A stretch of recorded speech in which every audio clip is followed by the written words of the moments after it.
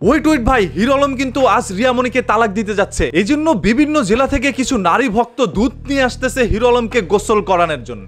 আজ দুপুর 1টায় আফতাবনগরের এম ব্লগে রিয়ামণিকে জনসম্মুখে তালাক দিবে এবং সকল নারীরা তাকে দুধ দিয়ে গোসল করিয়ে দিবে। তবে কিছুদিন আগেই তো দেখলাম হিরো আলম মার খেয়েছে আর ওইখানে লাগাচ্ছে রিয়ামণি মলম। এই কিছুদিন না কাটতেই তাদের মধ্যে বিচ্ছেদ, আবার একে অপরের সাথে থাকে। তারা এখনো বিয়ে করছে কিনা সেটা আমরা না জানলো, দুদিন পর পর ছাড়াছাড়ি হয় সেটা আমরা ঠিকই জানি। বিয়ে না করলে তো অবশ্য তালাকও দেওয়া যাইতো না। তবে অনেকেরই একটি কথা হচ্ছে, ভাই ছেলে ভক্তরা কেন দুধ নিয়ে আসতেছে না? ভাই যারা এই ধরনের কথাগুলো তুলছেন তাদের মাথায় ন্যূনতম সেন্সটুকু নাই। ছেলেরা দুধ নিয়ে আসবে কেমনে ভাই? মেয়েরা ছাড়া তো দুধ নিয়ে আসার কথাও না। আপনি দুধ নিয়ে যাবেন কিভাবে ভাই? আপনি তো নানা ধরনের কাজ কামে সারাদিন এদিক ওদিক ব্যস্ত থাকেন। আসলে এই হিরো আলম বাংলাদেশে ট্রেন্ডে থাকার জন্য নানা ধরনের জিনিসই ক্রিয়েট করে গিয়েছেন। এখন সত্য বললে মানুষ বলে ভাইরাল হওয়ার জন্য আসছে। এই রিয়ামণিকে বিয়ে করার পর থেকে হিরো আলমের জীবনের মধ্যে মনে হয় কালো অধ্যায় নেমে আসলো। হিরো আলম 100 পাওয়ারের লাইট জ্বালিয়েও দেখলো তার জীবনটা অন্ধকার, আলোর মুখ তিনি দেখতে আর পারে নাই। দুদিন পর পর এই বউ নিয়ে নানা ধরনের কিচ্ছা কাহিনী ভাই। বউ চলে যাচ্ছে আরেক পুরুষের কাছে, সেই পুরুষের বউ চলে আসতেছে হিরো আলমের কাছে। মানে বউ যে বদল করা যায় এটা বাংলাদেশের মধ্যে হিরো আলম দেখাইছে।